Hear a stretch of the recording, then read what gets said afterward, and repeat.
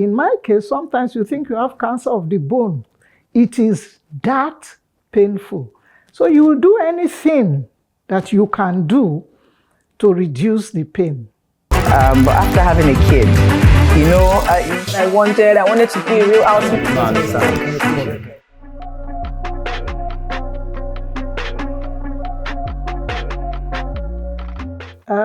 I'm Rosalind Umar, and before I became a gym enthusiast, I was just a regular housewife, a regular mother and a regular grandmother.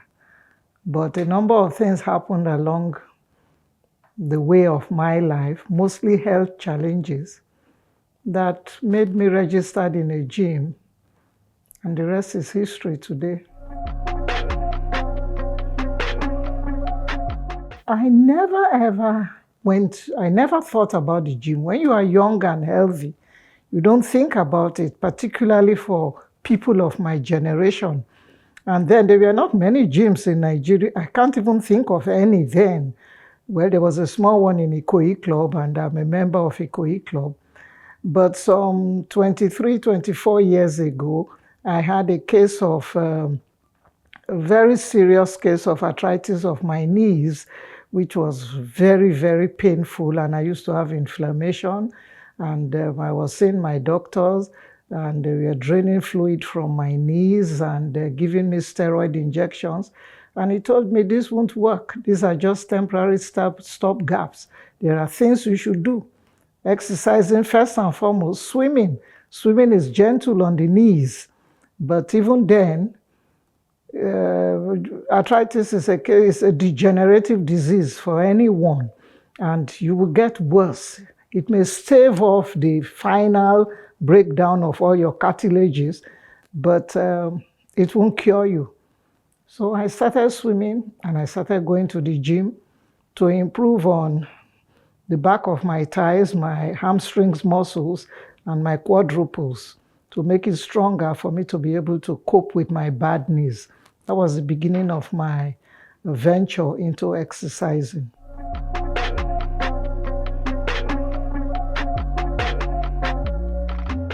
Then, because I wasn't doing hardcore exercising, it wasn't painful.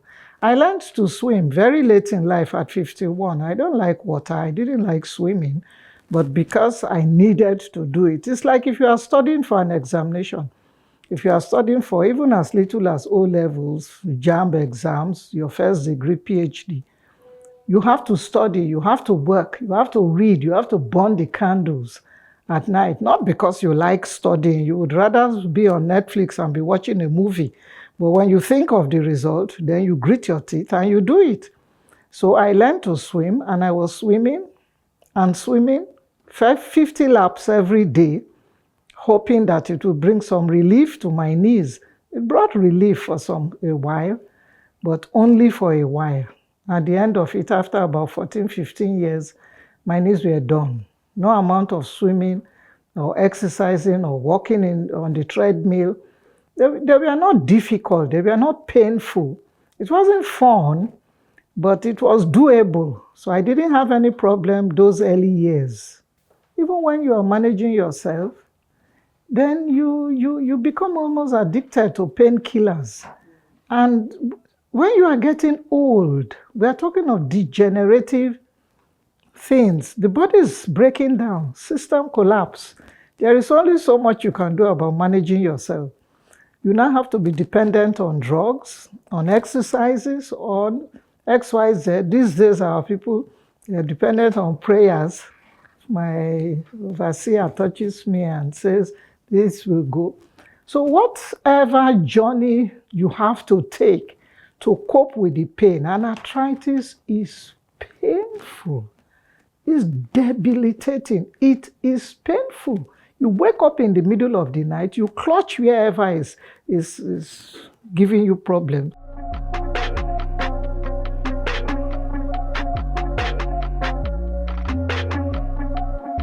The exercising just staved off my problem. It wasn't a cure. It had nothing to do with that I'm free walking and exercising today. I've had two phases in my life. The first one, at the end of the day, was needing to have a total knee replacement surgery. I did 4 major surgeries. A lot of people today will say, oh, it's not my portion. I don't want to have surgery. Yes, surgery comes with some risk, but you can never have your health back with some problems you have on your body if you don't have surgeries. I had major surgeries. All I have here are implants. My children tease me and say I'm the bionic woman.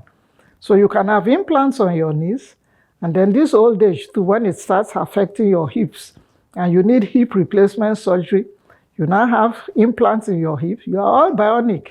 You are traveling at the airport, and you go through, those X-ray things, and it starts screaming alarms because it's all metals you have in your body. It goes with the territory, old age. So I had my implants 6-7 years ago. Before I had my surgeries, I was almost crippled and deformed. I had terrible bow legs. I could hardly walk in comfort. But after my surgery, and I followed the procedures of my physiotherapy, I followed it religiously, I was fully recovered. I still have pains. You will always have pains. But we are talking of like 20% pain, which is nothing to 120% that it was before. So 7 years ago, clean slate, clean bill of health. I'm fine. And the first thing I did, dump that gym, dump that swimming, all those things that I was doing that I didn't like. And I went back to my old useless lifestyle, eating and watching TV, reading non-stop, drinking, just being my usual self. And then other health challenges came up with that uncontrolled lifestyle, sedentary lifestyle. And then the second phase of my gymming started, which is what is relevant. All earlier story is once upon a long, long time ago. Then the second phase, I now started adding on weight. I now started my waistline. I mean, you would think I had about 2 watermelons there, big, big stomach, big bottom, everything. But I thought I was healthy and fine until I did my medical checkup 2 years ago, and every result was bad. My blood sugar level hit the ceiling. Pre-diabetes, another 1 step more, I would be fully diabetic. And I lost one of my closest friends to complications of diabetes. And I read, I'm an avid reader. And so I knew how dangerous my health situation was. My visceral fat level, my BMI, my everything was bad, as in B-A-D. So this was done in England. When we came back, my husband wasn't pleased about my results. I don't know whether it's for his own selfish reasons. He wanted me to be alive to cook all his meals because I do everything in the house, whatever reason. He on his own went to the gym and enrolled me and paid for 3 months with a physical trainer. That is the most relevant of my story today. And this is what I want to tell people of my age mates now. Not what I did 23 years ago. What I've been doing in the last 2 years, and even today that I did my workout.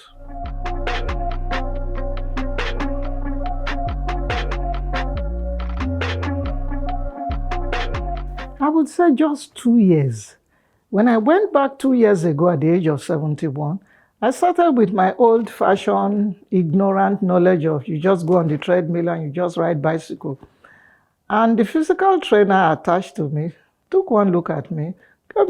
I step on a special scale that tells you all the measurements about your body, your BMI, your visceral fat level, and most importantly, if older people watch this video tomorrow, your muscle mass percentage. And he had this look of distress on his face, and I said, what's the matter? He He said, you are just 18%. I said, whether 18, 20, or 180, what does it mean? He said, that's poor. You don't have your muscle mass is bad. That's what makes old people dependent on housemaids and helpers. They totter around. They are weak. They are not strong. They can't even open a bottle of Coke or a bottle of medication or whatever because they don't have muscle mass. And everyone from the age of 30, you start losing muscle mass. About 1.5% each year, and then it grows. It grows. When you are 40, when you are 50, when you are 60, it goes down. Or rather, it goes up. You are losing muscle mass.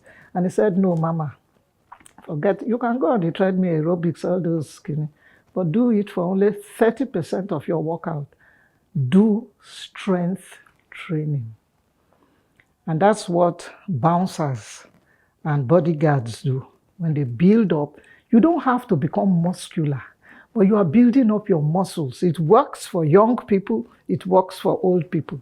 There is, you here, if none of you is using this gym, there is hardly any weight you will carry that I can't carry. If my driver comes into the compound today with a bag of rice in the boot of his car, I can't get it out of the car because it's 50 kilos. He would get it out, but I will drag it to the kitchen. I am that strong. And I now started lifting weights from 2.5 kilos. I almost died the first day.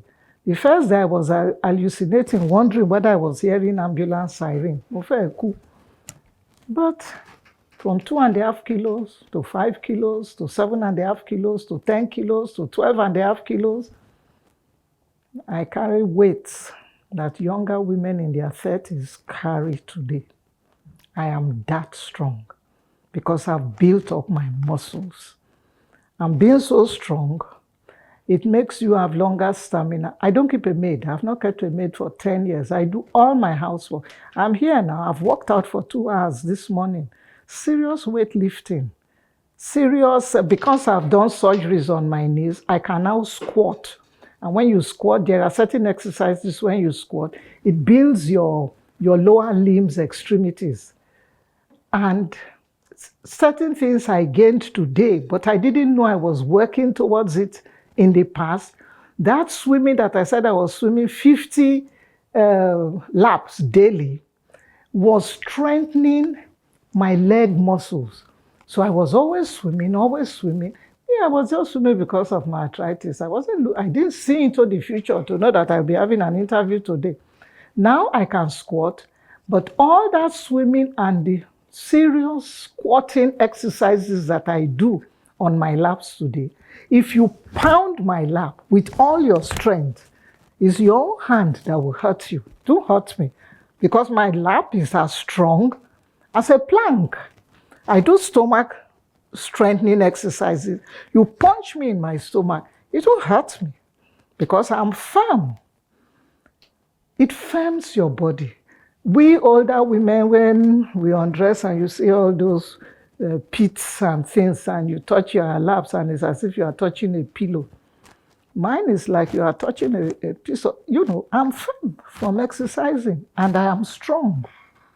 So that's the beauty of strength training. Cardiovascular is good. It works on your lungs, on your heart, but it doesn't build up your muscles. It doesn't.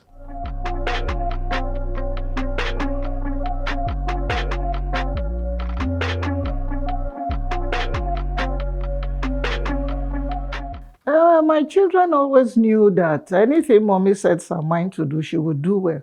And within 3 months, I started seeing changes on my body.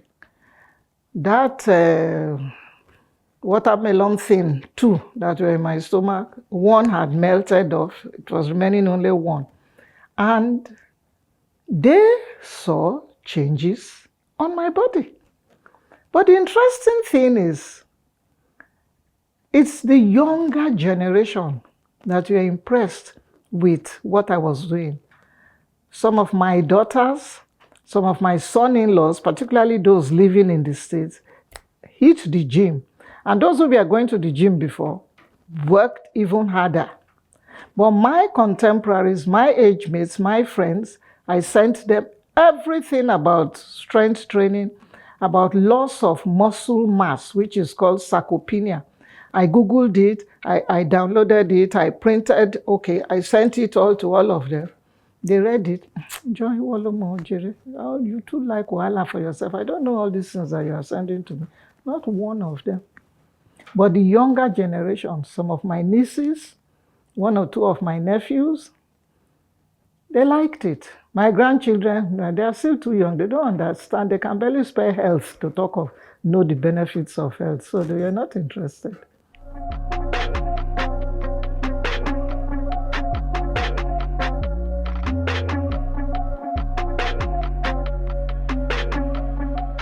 Not even 40. Let me go back to when I'm 20. What I would tell my younger self was that it was a sheer waste of bloody time going to the university.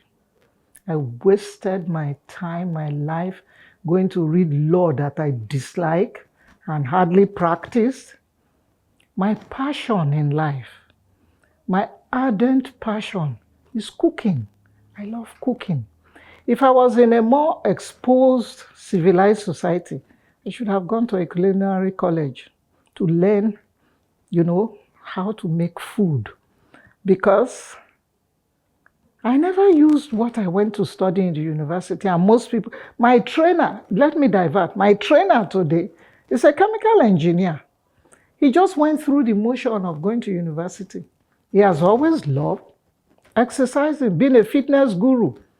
He earns less as a fitness trainer than if he was working in Chevron or Mobil, but he's doing what gives him pleasure. If I was much younger, I wouldn't have wasted time chasing my generation. If you are not a doctor, you are a lawyer, a teacher, an engineer, you know those things. Now there are opportunities. If you have the skill and the talent, you can train to be a basketball player, a football player, a chef. My first son is a chef. He's a professional. He cooks for 5-star Michelin restaurants. So you follow, you can be a successful photographer. You can be so many things, but we didn't have that knowledge there.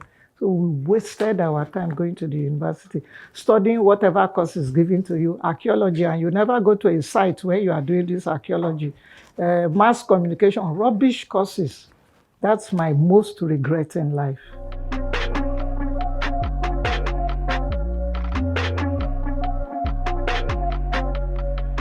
Health-wise, if I go back in time, there isn't too much I will do differently because the first health challenges that I had nothing to do with what I was doing wrongly.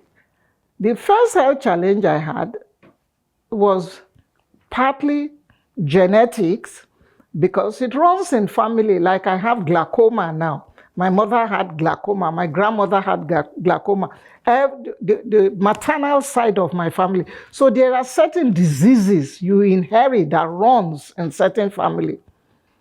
And then we women, on the average, like 1 out of every 3 females, maybe I'm not a doctor, I may not be quoting the right percentage, but when women hit menopause, and then you lose or your estrogen hormone level reduces, then a lot of things start playing up with you. And one of them is when you don't have estrogen, your estrogen level is very low. It goes hand in hand with arthritis.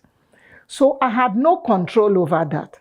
But health-wise, now that I had that, in quotes, let me use the word affliction, I had control on doing things to manage it, to reduce the pain. And when it had gone beyond the level of reducing the pain, I had enough common sense to go for surgery.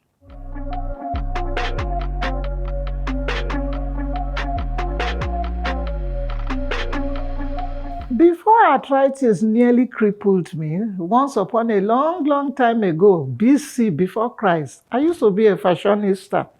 But this thing called age, it just destroys everything in you. Even to look for a shoe to wear, you are not interested. You wear slippers. So when I recovered, and then For about 10 years when I was battling my pains, I became almost reclusive in the house. I read voraciously any genre of books. And then I'm an only child, so I grew up as an only child, which made me a loner. But that doesn't translate to that I'm lonely. I'm not lonely. I just love being on my own. And so, because I was staying at home for such long periods, even after my surgery and I've now recovered, I found out that I was so comfortable in my almost life of being always at home that I still didn't like going out. I gave out a lot of my clothing and wares because I have this attitude: when you keep something in your wardrobe 6 months, 1 year, you don't wear it, it's not proper. It means it's not useful to you, and there are people who need it. Give it to them. And then and it now also got to a stage where I couldn't fit into them again because of my sedentary lifestyle. I now was too big to get into my clothes. When I now started exercising and started losing weight, and I could now fit into them, but I now had this habit where I didn't like going out. I don't like to go to parties. I don't enjoy parties anymore. I don't eat food out. Like I said, I'm a good cook. I haven't eaten, my husband and I have not eaten in any party for 23 years. There is nobody's food that satisfies me. So I don't eat at parties. I'm a wine connoisseur, and they served the wine, just one glass. I said, this is poison. They should as well not have served us. So I didn't like going out. So my only outing now is going to the gym. And I still have that intrinsic love of colors and beautiful clothing. And I have access to it because I have 5 children in the States and Canada, where we spend 3 to 4 months of each year with them. And when we are there, I go to the gym, and it's summertime, it's usually sales season. I'm looking for cheap article to buy. So I go through online, see what is available. So it's easy for me to get those gym wears: Nike, Puma, Reeboks, Asics, Adidas. It comes easy to me because I'm in the States for 4 months in the year. So I buy them.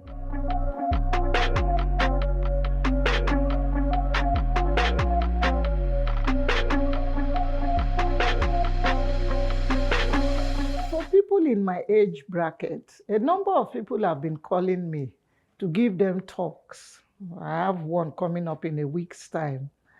But I find out that it is more difficult for people in my age bracket to change. It's more difficult for them to change, starting with the attire. What will they wear?